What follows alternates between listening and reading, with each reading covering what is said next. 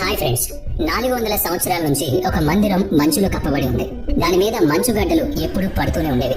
అంత పెద్ద మంచుగడ్డలు పడుతూ ఉన్న ఆ మందిరానికి ఎలాంటి డ్యామేజ్ జరగలేదు. అలా చాలా సంవత్సరాల తర్వాత మంచు కరగడంతో ఆ మందిరం బయటపడింది. అప్పుడు సైంటిస్టులు అలాగే జియాలజిస్టులు ఈ మందిరాన్ని చూసి ఆశ్చర్యపోయారు. ఈ మందిరాన్ని దర్శించడం వల్ల మోక్షం లభిస్తుంది అని అందరూ చెప్పుకుంటూ ఉంటారు. మహాభారతం చివరిలో స్వయంగా మహాదేవుడే ఇక్కడ ప్రత్యక్షమై పాండవులకి స్వర్గానికి మార్గం చూపించాడు. శివుడి యొక్క 12 జ్యోతిర్లింగాలలో ఈ మందిరం ఒకటి. దీన్ని శ్రీ కేదార్నాథ్ టెంపుల్ అంటారు. ఇది హిమాలయ పర్వత ప్రాంతాల్లో కొలువై ఉంది. ఈ టెంపుల్ కి సంబంధించి ఎన్నో రహస్యాలున్నాయి. ఈ రోజు వీడియోలో వాటి గురించి మాట్లాడుకుందాం. అందుకని వీడియోని ఎక్కడ స్కిప్ చేయకుండా పూర్తిగా చూడండి. మరింకెందుకు ఆలస్యం, let's start our today's episode. Uttarakhand లో రుద్రప్రయాగ్ అనే చిన్న నగరం ఉంది. ఈ నగరం చాలా ఆహ్లాదకరంగా ఉంటుంది. కేదార్నాథ్ మందిరం ఈ నగరానికి చేరువలో ఉంది. భారతదేశంలో ఉన్న అత్యంత పురాతన ధార్మిక స్థానాల్లో కేదార్నాథ్ టెంపుల్ కూడా ఒకటి. కేదార్నాథ్ టెంపుల్ గురించి మొట్టమొదటిసారి 7వ శతాబ్దంలో స్కంద పురాణంలో రాయబడింది. నిజానికి ఈ మందిరం ఎంత పురాతనమైందో ఇప్పుడు మీకు అర్థమయ్యే ఉంటుంది. సముద్ర తలం నుంచి 3584 మీటర్స్ ఎత్తులో ఉన్న ఈ మందిరం 6 అడుగుల స్టోన్ ప్లాట్ఫామ్ మీద నిర్మించబడింది.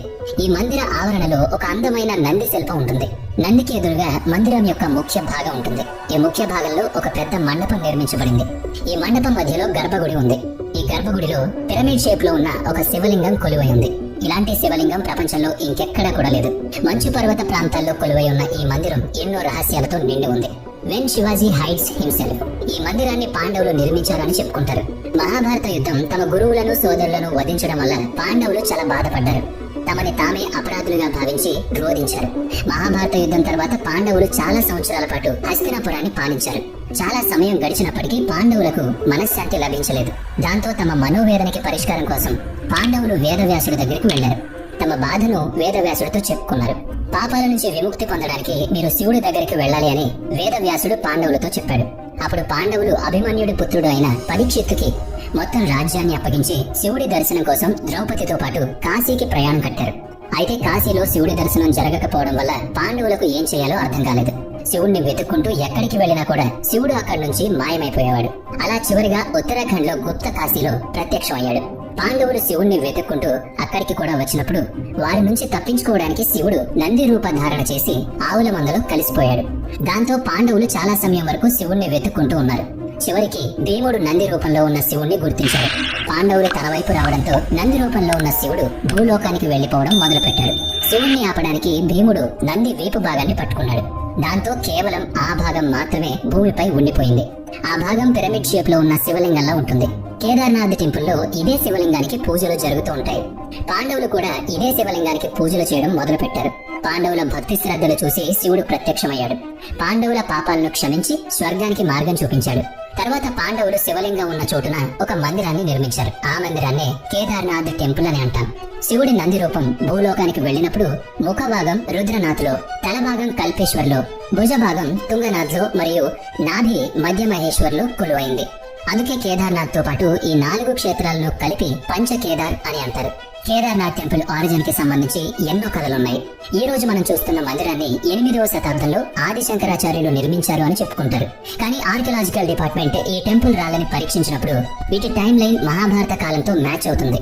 శివుడి యొక్క రుద్ర రూపం కాలభైరవుడు కేదార్నాథ్ టెంపుల్ ని ప్రొటెక్ట్ చేస్తూ వస్తున్నాడు అని చెప్పుకుంటూ ఉంటారు. 3 కళ్ళు 4 చేతులతో, మెడలో కపాలాల మాలతో, ఒక చేతిలో త్రిశూలం, 2వ చేతిలో డమరుకం, 3వ చేతిలో పాశం మరియు 4వ చేతిలో పుర్రెను పట్టుకుని తన వాహనమైన కుక్కతో ఆలయాన్ని రక్షిస్తూ వస్తున్నాడు అని చుట్టుపక్కల వాళ్ళు చెప్పుకుంటారు.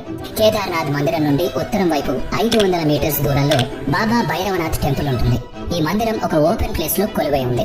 బాబా భైరవనాథ్ టెంపుల్ ని దర్శించుకోకపోతే కేదార్నాథ్ యాత్ర పూర్తవదని చెప్పుకుంటారు. ఎక్స్ట్రీమ్ వెదర్ కండిషన్స్ వల్ల 6 నెలల పాటు కేదార్నాథ్ టెంపుల్ మరియు చుట్టుపక్కల ప్రాంతాలు మూసివేయబడతాయి. ఆ 6 నెలల సమయంలో ఇక్కడికి ఎవ్వరూ రారు. ఈ సమయంలో శివుడు కాలభైరవ రూపాన్ని ధరించి కేదార్నాథ్ మరియు చుట్టుపక్కల ప్రాంతాలను ప్రొటెక్ట్ చేస్తూ ఉంటాడని నమ్మకం. The disaster proof temple. Baba Kedarnath మందిరాన్ని డిజాస్టర్ ప్రూఫ్ ప్లేస్ గా చెప్పుకుంటారు. 13వ శతాబ్దం నుంచి 17వ శతాబ్దం మధ్యలో ఎన్నో మౌంటైన్ రేంజెస్ మరియు సరౌండింగ్ ఏరియాస్ పూర్తిగా మంచుతో కప్పబడిపోయాయి. తర్వాత పెద్ద పెద్ద మంచుగడ్డలు పడుతూ ఉండేవి. అందువల్ల ఆ ప్రాంతాలు చాలా డ్యామేజ్ అయ్యాయి. ఎన్నో ఇల్లు భవనాలు నాశనం అయ్యాయి. అందువల్ల ఈ పీరియడ్ ని మినీ ఐస్ ఏజ్ అంటారు. దాదాపు 400 సంవత్సరాల పాటు సాగిన మినీ ఐస్ ఏజ్ పీరియడ్ లో ఎన్నో భవనాలు నాశనమై ఈ కేదార్నాథ్ టెంపుల్ మాత్రం చెక్కు చెదరలేదు. ఈ రోజు కూడా అంతే దృఢంగా ఉంది. వాడియా ఇన్స్టిట్యూట్ ఆఫ్ హిమాలయ జియాలజీకి చెందిన రిటైర్డ్ ప్రొఫెసర్ రవీంద్ర కుమార్ ఈ మందిరం యొక్క గోడలను స్టడీ చేశారు. ఈ గోడల మీద ఉన్న కొన్ని ఎల్లో లైన్స్ ని ఆయన గమనించారు. ఎన్నో పెద్ద పెద్ద మంచుగడ్డలు మందిరాన్ని ఢీ కొట్టడంతో ఆ లైన్స్ ఏర్పడ్డాయని చెప్పారు. ఇక్కడ ఆశ్చర్యం కలిగించే విషయం ఏంటంటే పెద్ద పెద్ద మంచుగడ్డలు ఢీకొన్నప్పటికీ మందిరం చెక్కు చెదరలేదు. కేదార్నాథ్ టెంపుల్ 400 సంవత్సరాల పాటు మంచుతో కప్పబడి ఉంది అని రవీంద్ర పరిశోధనలో తేలింది. అందుకే ఈ మందిరాన్ని డిజాస్టర్ ప్రూఫ్ టెంపుల్ గా చెప్పుకుంటారు. 2013 ఉత్తరాఖండ్ ఫ్లడ్స్ తర్వాత ఈ విషయంపై అందరికీ నమ్మకం, క్లారిటీ వచ్చాయి. ఉత్తరాఖండ్ మొత్తాన్ని నామరూపాలు లేకుండా చేసిన ఈ వరదలు టెంపుల్ కి చెందిన ఒక చిన్న రాయిని కూడా కదిలించలేకపోయాయి. ఈ ఇన్సిడెంట్ జరిగిన తర్వాత ఆర్కియలాజికల్ సర్వే ఆఫ్ ఇండియా ఈ మందిరాన్ని స్టడీ చేసింది. ఈ కేదార్నాథ్ టెంపుల్ ని డిజాస్టర్ ప్రూఫ్ జోన్ లో నిర్మించడం జరిగింది అని అప్పుడు తెలిసింది.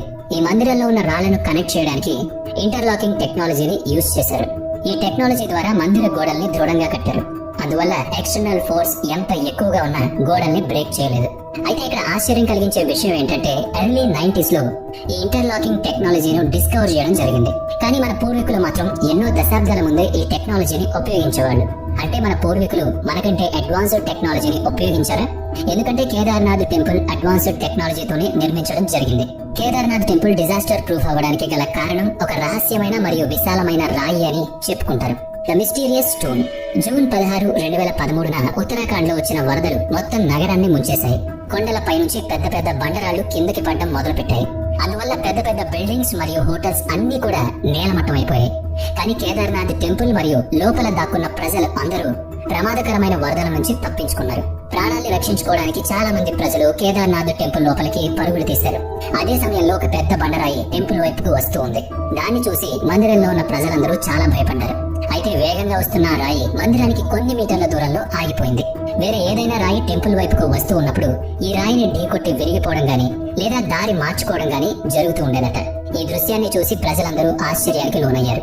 ఈ విధంగా ఆ పెద్ద బండరాయి టెంపుల్ ని ప్రొటెక్ట్ చేస్తూ వచ్చింది. ఈ బండరాయిని చూస్తే భీముడి గద గుర్తుకొస్తుంది అని అక్కడ ప్రజలు చెప్తూ ఉంటారు. అందుకే ఈ బండరాయికి భీమ్ శిల్ప్ స్టోన్ అని పేరు పెట్టారు. అలా ఈ రాయి కేదార్నాథ్ టెంపుల్ లో ఒక భాగంగా మారిపోయింది. భక్తులు ఈ రాయికి కూడా పూజలు చేస్తారు. వరదల సమయంలో ఈ రాయి టెంపుల్ దగ్గరలోనే ఎందుకు ఆగింది? దీన్ని కోఇన్సిడెన్స్ అనుకోవాలా లేదా చమత్కారం అనుకోవాలా లేదంటే ఏదైనా శక్తి అనుకోవాలా? ప్రతి సంవత్సరం కొన్ని లక్షల మంది భక్తులు కేదార్నాథ్ టెంపుల్ కి వస్తూ ఉంటారు. శివుడి 12 జ్యోతిర్లింగాలలో ఒకటి అయిన కేదార్నాథ్ టెంపుల్ మిగతా అన్నిటికంటే ఎత్తులో ఉంది. మరి కేదార్నాథ్ కి సంబంధించిన ఈ వీడియో మీకు ఎలా అనిపించిందో కామెంట్ చేయండి. వీడియో నచ్చితే లైక్ చేయండి, షేర్ చేయండి. ఇలాంటి మరిన్ని వీడియోస్ కోసం మన ఛానల్ ని సబ్స్క్రైబ్ చేసుకుని పక్కనే ఉన్న బెల్ ఐకాన్ ని యాక్టివేట్ చేయండి. నెక్స్ట్ వీడియోలో మళ్ళీ కలుద్దాం. Thanks for watching.